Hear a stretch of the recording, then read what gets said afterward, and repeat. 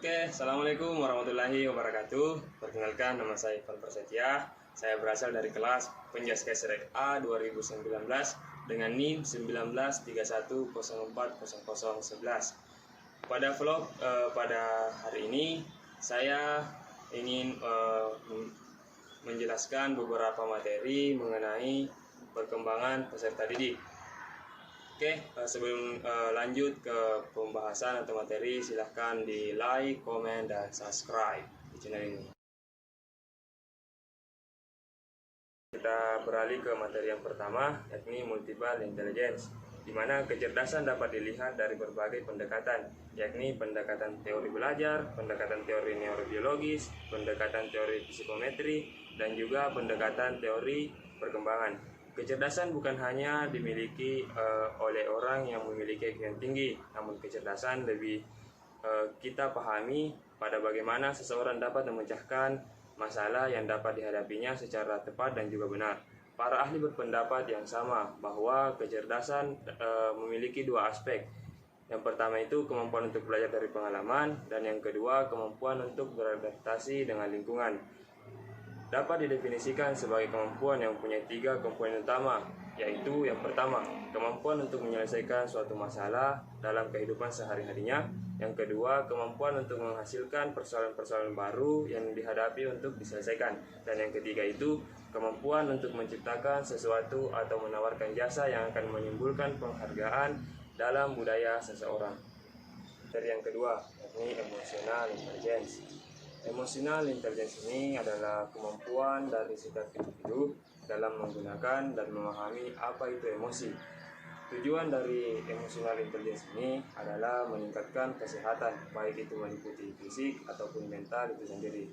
Setiap individunya pasti memiliki emotional intelligence, dan jika emosional seseorang tersebut dapat mengontrolnya dengan baik saat marah, peka terhadap perasaan orang lain. Menurut Goldman, ada 5 macam kecerdasan emosi, yaitu yang pertama, kemampuan mengenali emosi diri, kemampuan mengelola emosi, kemampuan memotivasi diri, kemampuan mengenali emosi orang lain, dan kemampuan membina hubungan. Dari 5 macam pendapat yang dikemukakan oleh Goldman, itu semuanya ada pada dalam diri saya pribadi. Menurut pengalaman pribadi saya, bermain sepak bola, saya tidak akan menjadi seorang atlet jika saya belum bisa mengontrol ego saya. Karena di setiap pertandingan saya harus mengontrol IQ untuk menjalani pertandingan dengan baik selama pertandingan normal tersebut. Oke, teman-teman, kita beralih ke materi yang ketiga, yakni perkembangan kognitif. Sebelum kita melangkah jauh, kita harus mengetahui apa sih itu kognitif. Kognitif adalah kemampuan berpikir pada manusia, tetapi para ahli berpendapat bahwa yang pertama itu, menurut Terman, kemampuan kognitif adalah kemampuan berpikir abstrak, sedangkan Colvin menyatakan kemampuan kognitif adalah kemampuan menyesuaikan diri dengan lingkungan, dan Helm menyatakan kemampuan kognitif itu merupakan kemampuan memproses informasi yang diperoleh melalui indera. Sedangkan Gardner menyatakan bahwa kemampuan kognitif itu adalah kemampuan menciptakan sebuah karya. Jean Piaget adalah pakar psikologi dari Swiss yang hidup dari tahun 1896 sampai 1980. Pada awalnya Piaget lebih tertarik meneliti tentang perkembangan kognitif pada manusia. Piaget berpendapat bahwa anak-anak membangun sendiri secara aktif dunia kognitif mereka. Informasi tidak sekedar dituangkan ke dalam pikiran anak lewat lingkungan. Menurut Piaget, adaptasi itu terdiri menjadi 2 proses yang saling melengkapi, yaitu asimilasi dan akomodasi. Asimilasi dari sudut biologis itu adalah integrasi antara elemen-elemen eksternal diri terhadap struktur yang sudah lengkap pada organisme. Sedangkan akomodasi itu adalah kemampuan menciptakan langkah baru atau memperbarui atau menggabungkan berbagai istilah lama untuk menghadapi suatu tantangan baru. Sekarang kita beralih ke materi yang keempat, di mana materi ini kita akan membahas pengertian moral, perkembangan moral, pengertian spiritual, dan juga perkembangan spiritual. Yang pertama itu adalah pengertian moral dan perkembangan moral. Dari berbagai penjelasan menurut para ahli yang tertera pada referensi tersebut, dapat disimpulkan bahwa moral merupakan nilai-nilai luhur yang disepakati oleh semua orang baik dalam kelompoknya maupun dalam kelompok orang lain. Hasil penelitian terhadap perkembangan moral telah melahirkan berbagai teori perkembangan moral. Teori perkembangan moral yang dihasilkan antara lain teori perkembangan moral menurut teori psikoanalisa, teori perkembangan moral menurut teori perkembangan kognitif, dan teori perkembangan moral menurut teori belajar sosial. Selanjutnya kita beralih ke pengertian spiritual dan perkembangan spiritual. Spiritual berasal dari bahasa Latin spiritus yang berarti nafas atau udara. Spirit memberikan hidup, menjiwa seseorang, mempunyai kepercayaan atau keyakinan, berarti mempercayai atau mempunyai komitmen terhadap suatu atau seseorang. Konsep kepercayaan mempunyai dua pengertian. Pertama, kepercayaan didefinisikan sebagai kultur atau budaya dan lembaga keagamaan seperti Islam, Kristen, Buddha, dan lain-lain. Kedua, kepercayaan didefinisikan sebagai sesuatu yang berhubungan dengan ketuhanan. Definisi spiritual, setiap individu dipengaruhi oleh budaya, perkembangan, pengalaman hidup, kepercayaan, dan ide-ide tentang kehidupan. Spiritualitas juga memberikan suatu perasaan yang berhubungan dengan intrapersonal dan transpersonal. Oke, sekarang kita beralih ke materi yang kelima. Dalam materi kelima ini, saya akan membahas tentang perkembangan psikososial, di mana psikososial ini merupakan teori perkembangan yang digagas oleh Erik Erikson yang lahir di Frankfurt pada tanggal 15 Juni 1902 dan wafat pada tahun 12 Mei 1994 di Harwich. Erikson berpendapat bahwa sepanjang sejarah hidup manusia, setiap orang mengalami tahap perkembangan dari bayi sampai usia lanjut. Perkembangan sepanjang hayat tersebut diperhadapkan dengan 8 tahap. Yang pertama, tahap terus atau misterus, percaya tidak percaya. Pada tahap ini mulai dari sejak lahir sampai 2 tahun. Yang kedua itu ada autonomy versus shame and doubt, yakni otonomi versus malu atau ragu-ragu antara usia 2-3 tahun. Dan yang ketiga, initiative versus guilt, inisiatif versus rasa bersalah antara 4-5 tahun. Dan yang keempat itu adalah industry versus inferiority, yaitu industri versus inferior mulai dari usia 6-11 tahun. Ada identity versus role confusion, identitas diri versus kekacauan peran. Di sini usianya dari 12 tahun sampai 18 atau 20 tahun. Yang kelima ada intimacy versus isolation. Di sini keintiman versus pengasingan.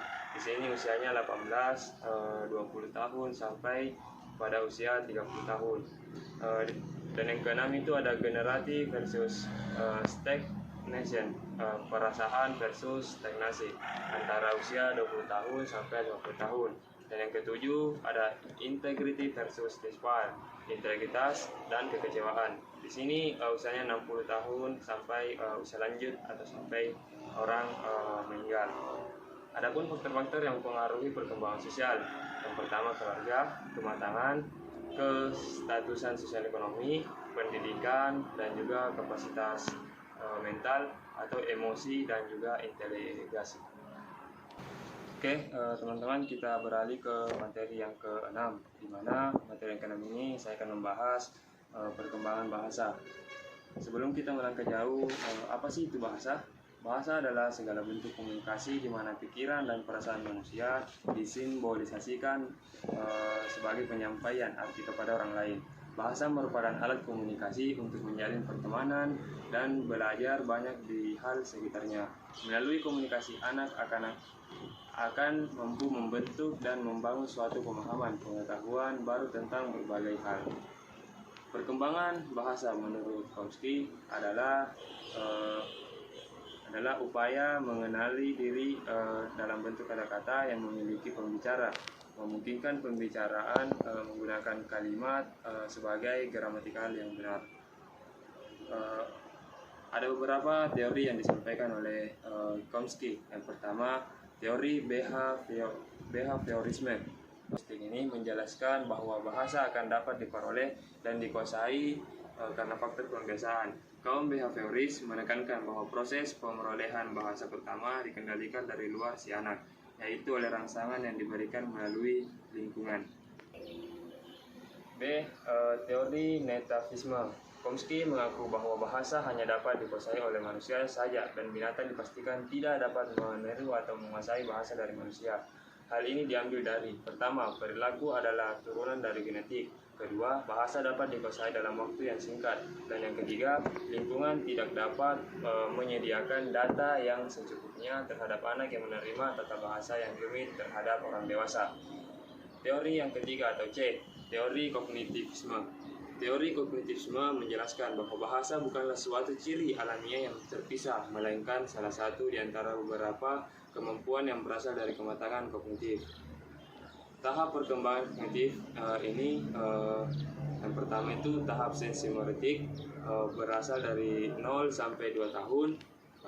Tahap preoperasional dari 2 tahun sampai 7 tahun. Tahap operasional konkret dari usia 7 tahun sampai 11 tahun, dan tahap operasional formal dari 11 tahun. Dan lanjut ke teori yang keempat atau teori D, teori sosiokultural. Teori sosiokultural ini atau kognitif sosial menekankan bagaimana seseorang anak atau pembelajar menyertakan kebudayaan ke dalam penalaran interaksi sosial dan pemahaman dari mereka sendiri. Oke, teman-teman, kita beralih ke materi yang terakhir atau materi yang ke-7, di mana materi yang ke-7 ini saya akan membahas tentang misbehave seorang peserta didik, di mana strategi interferensi perilaku misbehave yang terjadi pada peserta didik melalui disiplin positif. Buruknya perilaku siswa ditengahi sebagai praktik pembelajaran yang kurang berorientasi kepada nilai-nilai yang seharusnya diinternalisasikan. Di dalam ruangan kelas, semua murid mempercayai seorang guru karena mereka berharap guru mempunyai sikap yang tauladan. Sekolah merupakan faktor penentu bagi perkembangan kepribadian siswa dalam cara berpikir, bersikap, ataupun cara berperilaku untuk mengantarkan mereka ke alam kedewasaan. Reinforcement positif dan negatif. Reinforcement adalah proses di mana stimulus meningkatkan kemungkinan terjadinya perilaku yang dimunculkan. Contohnya, menekan pedal akan terjadi kembali karena stimulus makanan. Setiap stimulus yang meningkatkan kemungkinan terjadi kembalinya perilaku. Reinforcement positif adalah konsekuensi positif yang mengarahkan perilaku untuk meningkatkan kemungkinan terjadinya kembali perilaku tersebut. Reinforcement negatif adalah perilaku yang menghilangkan sesuatu yang negatif, yang mendorong meningkatkan kemungkinan bahwa respons yang telah muncul akan diulang di masa depan.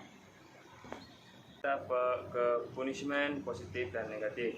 Punishment diartikan sebagai sebuah teknik yang memiliki maksud spesifik, karena banyak orang mengartikan punishment ini sebagai tindakan kejahatan pada orang lain. Tetapi hal ini sangat berbeda dengan pemikiran kebanyakan orang mengenai makna dari punishment. Dalam pemakai yang umum, punishment dapat berarti banyak hal. Kebanyakan dari pengertian tersebut tidak menyenangkan. Saya kira kita tidak lupa bahwa hukuman atau punishment memiliki sisi positif dan juga negatif. Secara positif, hukuman dapat meningkatkan motivasi belajar dan kedisiplinan peserta didik. Di samping itu, peserta didik juga akan terbentuk sebagai pribadi yang mempertimbangkan sesuatu hal secara matang sebelum melakukannya. Sedangkan secara negatifnya, hukuman dapat melumpuhkan motivasi belajar peserta didik apabila bentuk hukumannya tidak mendidik, tidak memberdayakan kreativitas, membuat anak didik menjadi minder, dan dapat menimbulkan traumatik terdapat perkembangan peserta didik. Oke, kita beralih ke chaining. Selanjutnya itu adalah chaining. Chaining adalah jenis intervensi yang bertujuan untuk menciptakan hubungan antara perilaku dalam rantai perilaku. Rantai perilaku adalah urutan perilaku yang terjadi dalam urutan tertentu di mana hasilnya dari langkah sebelumnya. Dalam rantai berfungsi sebagai sinyal untuk memulai langkah berikutnya dalam rantai. Selanjutnya kita beralih ke time out. Time out ini adalah salah satu interferensi perilaku yang paling sering digunakan untuk mengurangi berbagai masalah perilaku pada anak-anak dan menduduki perilaku ketiga. Di antara keenam strategi manajemen perilaku yang paling banyak diterima oleh orang tua. Time out adalah komponen yang paling sering digunakan pada prosedur pelatihan orang tua dan sekaligus interferensi dengan daya tarik populer yang sangat luas. Oke, teman-teman, mungkin cukup sekian. Itulah tadi materi yang sempat saya bawakan. Ada 7 materi yang sempat saya bawakan tadi. Itu semuanya berasal dari mata kuliah perkembangan peserta didik. Jika ada kesalahan atau kekurangan itu berasalnya dari saya. Mungkin jika ada kebenaran itu hanyalah dari Allah Subhanahu wa taala. Mungkin kurang dan lebihnya mohon dimaafkan. Sekian dari saya. Wassalamualaikum warahmatullahi wabarakatuh.